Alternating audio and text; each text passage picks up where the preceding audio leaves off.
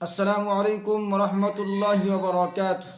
সম্মানিত সুধী, যে ব্যক্তি নিম্নে 7টি আয়াত পাঠ করবে, আল্লাহ রব্বুল আলামিন তার জন্য জাহান্নামের সমস্ত দরজা বন্ধ করে দিবেন। নিম্ন আয়াতটি হলো, আমি আপনাদেরকে পাঠ করে শোনাচ্ছি। বিসমিল্লাহির রহমানির রহিম। হামিম তানজিলুল কিতাবি মিনাল্লাহিল আজিজিল আলিম। হামিম তানজিলুম মিনার রহমানির রহিম।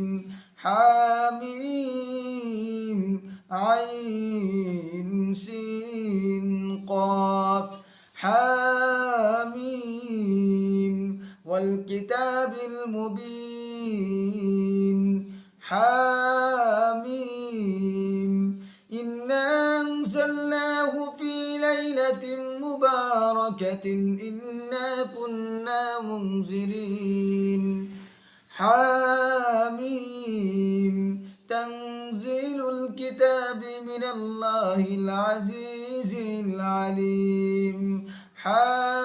حاميم تنزيل الكتاب من الله العزيز الحكيم.